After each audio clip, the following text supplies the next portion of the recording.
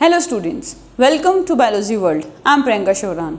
In the previous video, we have studied about mitosis and today we are going to cover meiosis. Meiosis, that is also known as reductional division. Why it is known as reductional division? Because जो parent cell है उससे जो daughter cell बनेगी, जो chromosome number होगा वो reduce हो जाएगा, हाफ हो जाएगा. फॉर एग्जाम्पल, अगर पेरेंट सेल में 46 नंबर ऑफ क्रोमोसोम्स हैं तो उससे जो डॉटर सेल बनेगी उसमें 23 क्रोमोसोम्स होंगे. इसीलिए इसको कहते हैं रिडक्शनल डिवीज़न. अब इसमें बहुत सारे इवेंट्स होते हैं जिन इवेंट्स की वजह से वेरिएशंस आती हैं, रिकॉम्बिनेशन होता है, जेनेटिक मटेरियल एक्सचेंज होता है और variation that is new characters की फॉर्मेशन होती है. तो जैसे हमने माइटोसिस को एक ही फेज़ में पढ़ लिया था, माइटोसिस में prophase, metaphase, anaphase, telophase. Meiosis को हम दो पार्ट्स में पढ़ते हैं, मियोसिस 1 और मियोसिस 2. मियोसिस 1 थोड़ा लेंदी है, मियोसिस 2 जो है वो बिल्कुल इक्विवेलेंट है माइटोसिस के. So meiosis 2 is equal to mitosis. Meiosis 2 में जितने भी हम इवेंट्स पढ़ते हैं वो सेम माइटोसिस के होते हैं. तो हमारा मेन फोकस रहेगा आज मियोसिस 1 पे. सो रिडक्शनल डिवीज़न हम बोल चुके हैं, इसे मतलब हाफ नंबर ऑफ क्रोमोसोम हो जाता है. इसमें 4 डॉटर सेल्स बनती हैं, माइटोसिस में 2 डॉटर सेल बनती हैं. वेरिएशन जो है, नए कैरेक्टर्स जो हैं वो मियोसिस के कारण आते हैं. तो बेटा मियोसिस 1 जो है, हालांकि इसमें फेजेस सेम रहते हैं बट मियोसिस 1 का जो प्रोफेज जो है वो बहुत ही ज़्यादा लेंदी होता है. प्रोफेज 1 जो है बहुत ज़्यादा लेंदी होता है अगर हम माइटोसिस के प्रोफेज से कंपेयर करें या फिर हम मियोसिस 2 के प्रोफेज से कंपेयर करें. तो प्रोफेज 1 को हम 5 पार्ट्स में डिवाइड कर देते हैं, 5 सब पार्ट्स में डिवाइड कर देते हैं. और इनको याद करने का एक ट्रिक है, दैट इज़ लता ज़रा पानी दे दे. और इससे क्वेश्चन आया हुआ था अभी 2021 में. सो फर्स्ट जो है that is leptotene, then zygotin, then pectin, diplotin and dikinesis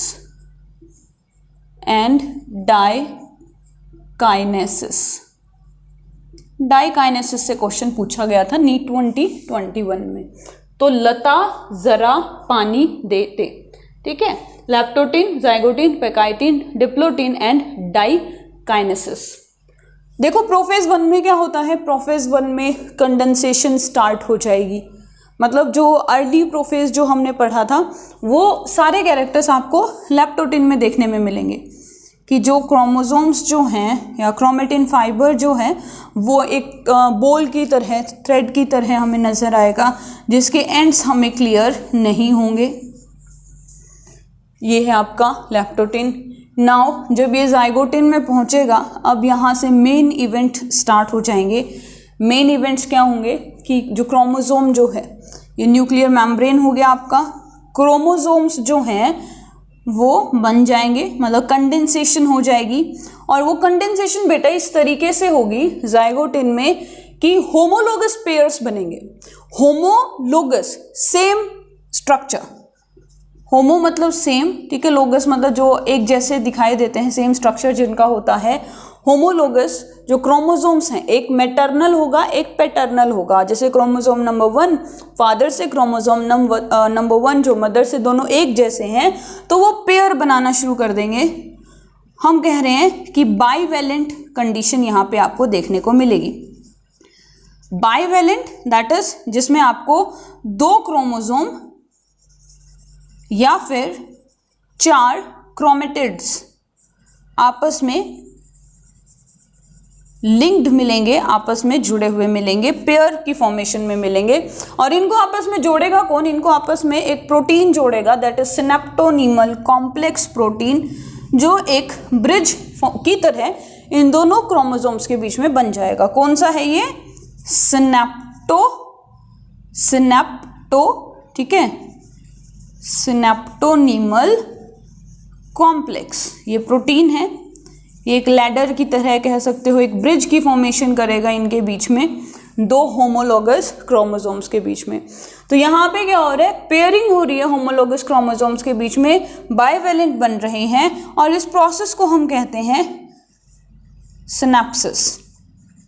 ये वो वाला सिनेप्सिस नहीं है जो तुमने न्यूरल कंट्रोल एंड कोऑर्डिनेशन में पढ़ा था, ये सिनेप्सिस मियोसिस का सिनेप्सिस का मतलब होता है पेयरिंग ऑफ होमोलॉगस क्रोमोसोम। तो यहाँ पर जाइगोटिन में जो आपने मेन इंपॉर्टेंट टर्म्स जो याद रखनी है, पहला सिनेप्टोनिमल कॉम्प्लेक्स की फॉर्मेशन होती है जिससे सिनेप्सिस होगा, पेयरिंग होगी होमोलॉगस क्रोमोसोम्स की, कैसे, just because of this protein. और यहाँ पे जो बाइवेलेंट की फॉर्मेशन, ये जो स्ट्रक्चर है इसको हम कहेंगे बाइवेलेंट। जितना क्रोमोसोम्स होगा, जितना नंबर ऑफ क्रोमोसोम्स होगा, मतलब जो पेयर्स बन रहे हैं, उतने ही बाइवेलेंट यहाँ पर बनेंगे। Now it will move to the pachytene. Pachytene में क्या होगा कि जो एक एंजाइम होगा बेटा, रिकॉम्बिनेज एंजाइम, जिसकी वजह से नॉन सिस्टर क्रोमेटिड्स, देखिए ये जो क्रोमोसोम है, ये एक क्रोमेटिड, ये दूसरा क्रोमेटिड, और ये क्या है, ये सिस्टर क्रोमेटिड्स हैं। क्या है बेटा, ये सिस्टर क्रोमेटिड्स। और ये वाले क्रोमोसोम के, जैसे ये पैटर्नल हो गए, मैटरनल, तो ये पैटर्नल के सिस्टर क्रोमेटिड्स, ये मैटरनल के सिस्टर क्रोमेटिड्स। लेकिन अगर हम इन दोनों को कंपेयर करेंगे तो ये दोनों एक दूसरे के लिए क्या हो रही हैं, नॉन सिस्टर्स हैं। तो पेकाइटिन में क्या होगा, इन नॉन सिस्टर क्रोमेटिड्स के बीच में, इन नॉन सिस्टर क्रोमेटिड्स के बीच में आपको देखने को मिलेगा एक लिंकेज, लिंकेज भी नहीं बोलेंगे, एक पेयरिंग, ठीक है, जहां से मतलब ये एक दूसरे से क्रॉस कर जाएंगी, तो हम इसको कह रहे हैं क्रॉसिंग ओवर। क्या बोलेंगे इसे, क्रॉसिंग ओवर। क्या हो रही है यहाँ पर, क्रॉसिंग ओवर। क्रॉसिंग ओवर का मतलब है exchange of genetic material, exchange of genetic material कहां पर हो रहा है, पेकाइटिन में। सिनेप्सिस कहां बन रहा है, जाइगोटिन में। पेकाइटिन में क्या हो रहा है, crossing over, that is exchange of genetic material, that is genetic recombination. किस वजह से, रिकॉम्बिनेज एंजाइम के कारण। कौन सा एंजाइम है, रिकॉम्बिनेज एंजाइम। क्या कर रहा है, क्रॉसिंग ओवर करवा रहा है। Crossing over, pairing of two non sister chromatids. क्या हो रहा है यहाँ पर, जेनेटिक मटेरियल एक्सचेंज हो रहा है। तो ये टर्म्स आपको पेकाइटिन में याद रखनी है कि जो ये जैसे एक दूसरे को क्रॉस करेंगी, यहाँ पर जो एरिया ऑफ अटैचमेंट है वहां पर जेनेटिक मटेरियल एक्सचेंज होगा, जिसके कारण वेरिएशन आएगी। Okay, now it will move, जैसे क्रॉसिंग ओवर हो रही है, now it will move to the diplotene. Diplotene में क्या होगा, आपका जो सिनेप्टोनिमल कॉम्प्लेक्स जो है वो हट जाएगा, डीजेनरेट हो जाएगा। अब मैंने यहाँ पे देखो न्यूक्लियर मेम्ब्रेन भी बना लो तुम लोग, थोड़ा बड़ा बनाते हैं कि ये जो क्रॉसिंग ओवर हो रही थी, हो ही रही है, लेकिन यहां पर क्या होगा, सिनेप्टोनिमल कॉम्प्लेक्स हट जाएगा, जिस वजह से आपको एक एक्स शेप स्ट्रक्चर नजर आएगा और हम कहेंगे इसको काइज़मेटा। क्या बोलेंगे, काइज़मेटा। तो ये जो एक्स शेप स्ट्रक्चर है, जो कि जिससे सिनेप्टोनिमल कॉम्प्लेक्स हट चुका है, एक्स शेप स्ट्रक्चर नजर आ रहा है, काइज़मेटा। कहाँ पर है, डिप्लोटिन में। और ये जो काइज़मेटा कहाँ पर एंड होगा, डाइकाइनेसिस में। और ये क्वेश्चन था आपका नीट 2021 में कि काइज़मेटा किधर ओवर होता है। तो ये कहाँ ओवर होगा, डाइकाइनेसिस में काइज़मेटा हट जाएगा, ये एक दूसरे से सेपरेट हो जाएंगे। देखिए लैप्टोटिन नॉर्मल अर्ली प्रोफेज की तरह है, कंडेंसेशन हो रही है क्रोमोसोम्स की। जाइगोटिन यहाँ पर होमोलोगस क्रोमोसोम्स जो हैं उनके बीच में पेयर बन रहा है, जिसको हमने सिनेप्सिस कह दिया। ये जो पेयर स्ट्रक्चर आपको नजर आ रहा है इसको बाइवेलेंट कहेंगे। ये 2 क्रोमोसोम्स होते हैं या 4 क्रोमेटिड्स होते हैं, इनके बीच में पेयरिंग सिनेप्टोनिमल कॉम्प्लेक्स के कारण होती है। अब ये स्ट्रक्चर जो है इसको आप टेट्राड कहते हैं, अगेन दैट हैव 4 क्रोमेटिड्स, इसको आप टेट्राड भी कह सकते हैं। तो इधर हो रही है क्रॉसिंग ओवर, देखो ये इनके बीच में सिनेप्टोनिमल कॉम्प्लेक्स तो बाइवेलेंट, अब ये एक दूसरे से अटैच हो गए हैं, यहाँ पर जेनेटिक मटेरियल एक्सचेंज हो रहा है, सो दैट इज टेट्राड बन चुका है। यहाँ पे 4 क्रोमेटिड्स एक साथ प्रेजेंट हैं, क्रॉसिंग ओवर हो रहा है, मतलब जेनेटिक मटेरियल का एक्सचेंज हो रहा है with the help of enzyme, recombinase enzyme. Now diplotene में सिनेप्टोनिमल कॉम्प्लेक्स हट जाएगा और chiasmata X shape structure chiasmata बन जाएगा, जो कि डाइकाइनेसिस में हट जाएगा, रिमूव हो जाएगा। यहाँ पर अब जो आपके सेंट्रियोल्स हैं उनकी पॉलवर्ड मूवमेंट स्टार्ट हो जाएगी, nuclear membrane, nuclear envelope disappear होना स्टार्ट हो जाएगा। Now this prophase will enter into metaphase. कहाँ पर एंटर होगा? मेटाफेज 1 में। ये समझ में आ गया? ठीक है, इसका आप स्क्रीनशॉट भी ले सकते हो, नोट्स आपको मिल ही जाएंगे। तो बेटा अब देखिए प्रोफेज 1 हो गया, लता जरा पानी दे दे। Leptotene, zygotene, pachytene, diplotene and diakinesis. Got it? समझ में आया? Very good. चलिए अब हम एंटर करते हैं, अब हमारी सेल एंटर करेगी बेटा मेटाफेज 1 में। मेटाफेज 1 में न्यूक्लियर एनवेलप डिसअपियर हो चुका होगा, सेंट्रियोल्स पोल पे पहुंच चुके होंगे, जिनसे स्पिंडल फाइबर, अपोजिट सेंट्रियोल से स्पिंडल फाइबर निकल रही होगी, और यहां पर इक्वेटर पे 2 रो आपको नजर आएगी क्रोमोसोम्स की, ऐसे। पहले में हमने एक ही क्रोमोसोम बनाया था, आप जितने भी क्रोमोसोम्स बनाए सब में इक्वल ज़रूर रखें। जो आप प्रोफेज में ले रहे हो उतना ही आप मेटाफेज, एनाफेज, टीलोफेज में रखिएगा। टीलोफेज में तो वैसे भी हमें क्रोमेटिन बनाना होता है। तो देखो मेटाफेज किसके? माइटोसिस में हमें एक इक्वेटोरियल प्लेट देखने को मिली थी, लेकिन मेटाफेज 1 ऑफ मियोसिस 1 में हमें 2 इक्वेटोरियल प्लेट्स देखने को मिलेंगी। कितनी? 2 इक्वेटोरियल प्लेट्स। अपोजिट सेंट्रियोल से स्पिंडल फाइबर्स काइनेटोकोर को होल्ड करके रखी हैं। यहाँ पर आप आसानी से इसका साइज देख सकते हैं। Now it will enter into anaphase 1, जो कि बहुत इंपॉर्टेंट है। देखिए यहाँ पर क्रोमेटिड सेपरेट नहीं होंगे, यहाँ पर आपका क्रोमोसोम ही, 2 क्रोमोसोम होते हैं ना, तो क्रोमोसोम ही कहाँ चला जाएगा? पोल की तरफ। ठीक है, क्या चला जाएगा? क्रोमोसोम ही चला जाएगा पोल की तरफ, जिस वजह से डॉटर सेल में हाफ नंबर ऑफ क्रोमोसोम्स रह जाएंगे। क्रोमेटिड सेपरेट नहीं हुआ, क्या सेपरेट हुआ है? क्रोमोसोम का क्रोमोसोम सेपरेट हो गए, ये वाले इधर चले गए, ये वाले उधर चले गए। इसीलिए जो डॉटर सेल बनेगी मियोसिस 1 के बाद ही आपको half number of chromosomes daughter cells में देखने को मिलेगा। मतलब मियोसिस 2 तो सिर्फ उसका फर्दर बाद में डिवीजन कर देगी, जो क्रोमेटिड सेपरेट हो जाएंगे, जैसा अपने उसमें हुआ था माइटोसिस में। यहाँ पर मेन हो रहा है एनाफेज 1 में क्रोमोसोम सेपरेट हो रहे हैं, जिसके कारण आपकी डॉटर सेल में नंबर ऑफ क्रोमोसोम रिड्यूस होके हाफ हो जाएगा। Now it will enter into telophase.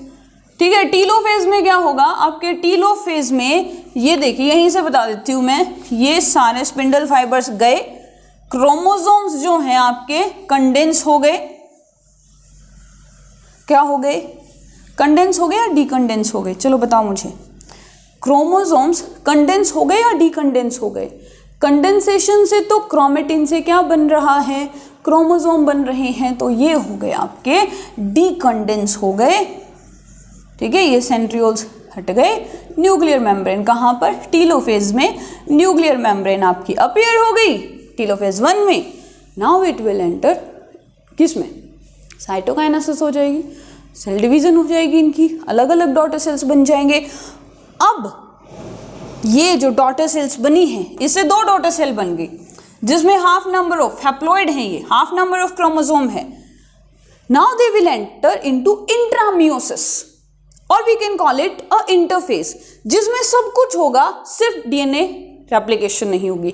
इसमें सब कुछ होगा, डीएनए रेप्लिकेशन को छोड़ के G1 आएगा, S आएगा, G2 आएगा, इंटरफेस की सारी स्टेजेस आएंगी, ऑर्गेनेलीज रेप्लिकेट करेंगी, सेंट्रियोल डिवाइड करेगा, लेकिन डीएनए रेप्लिकेशन नहीं होगी। कहां पे? इसके बाद जो इंटरफेस, मतलब ये अपने आप को प्रिपेयर तो करेगी ना बेटा, मियोसिस 2 करने से पहले ये डॉटर सेल्स अपने आप को प्रिपेयर करेंगी, कर रही हैं प्रिपेयर। G1 आया, S आया, G2 आया, और अब आपकी मियोसिस 2 स्टार्ट हो जाएगी। देखिए प्रोफेज 1 में हमने पढ़ा था डिप्लोटीन के बारे में, तो डिप्लोटीन के बारे में मैं एक और चीज़ आपको बताना चाहती हूँ। काइजमेटा जो है बहुत सालों तक एज इट इज रह सकता है, डाइकाइनेसिस उसमें नहीं होगी। जैसे कि आपका फीमेल oocyte, प्राइमरी oocyte जो है वो अपनी डिवीजन को होल्ड करके रखता है, किसमें? प्रोफेज 1 के डिप्लोटीन स्टेज में। मतलब काइजमेटा बन गया, वो आगे अपने डिवीजन को नहीं करेगा जब तक, कब? ये आप पढ़ोगे ह्यूमन रिप्रोडक्शन में। इतना एक क्वेश्चन मार्क लगा के रख दिया ताकि ह्यूमन रिप्रोडक्शन में आप इजीली इसको कवर कर सके। याद रखना लेकिन डिप्लोटीन अपने आप, डिप्लोटीन में जो oocyte है वो अपने डिवीजन को होल्ड करके रखता है। तो देखो प्रोफेज हो गया, मेटाफेज 1 में अंदर हमने 2 इक्वेटोरियल प्लेट्स देख ली, जो हमारा एनाफेज था उसमें हमने क्रोमोसोम सेपरेट कर दिए, टीलोफेज में ये डिकंडेंसेशन हो गई, साइटोकाइनेसिस हुई और हमारे पास 2 डॉटर सेल्स बन गई, ये चली जाएंगी इंटरफेज में, जिसको इंट्रामियोसिस भी कहते हैं। ठीक है, चलो इंटरफेज ही लिख लो बस। इंटरफेज जाएगी जिसमें क्या होगा, आपका डीएनए रेप्लिकेशन नहीं होगा, डीएनए रेप्लिकेशन एस फेज में नहीं होगा, और सारी की सारी जितनी भी ऑर्गेनेलीज हैं, सेंट्रियोल्स वगैरह हैं, ये सब डिवाइड करेंगे और फिर स्टार्ट हो जाएगी मियोसिस 2, जो एज इट इज रहेगी माइटोसिस जैसी। तो वो हम पढ़ ही चुके हैं, वो आपको पता ही है। तो यहाँ पर सिर्फ एक चीज़ याद रखना, जो क्रोमोसोम्स जो हैं वो एनाफेज 1 में सेपरेट होंगे, क्रोमेटिड कहाँ पे सेपरेट हो रहे हैं? एनाफेज 2 में। इसीलिए तो अब ये जो NN है, इनसे डॉटर सेल्स बनेंगी, इससे 2 डॉटर सेल बनेंगी वो भी N, इससे 2 डॉटर सेल बनेंगी वो भी N, क्योंकि ये दोनों में मियोसिस 2 हो रही है और that is equivalent to mitosis. ठीक है, इसकी significance variation, evolution, gamete formation, जैसे मेगास्पोर मदर सेल है, मेगास्पोर की फॉर्मेशन करती है मियोसिस के कारण। माइक्रोस्पोर मदर सेल है, क्या बनाएगी आपकी?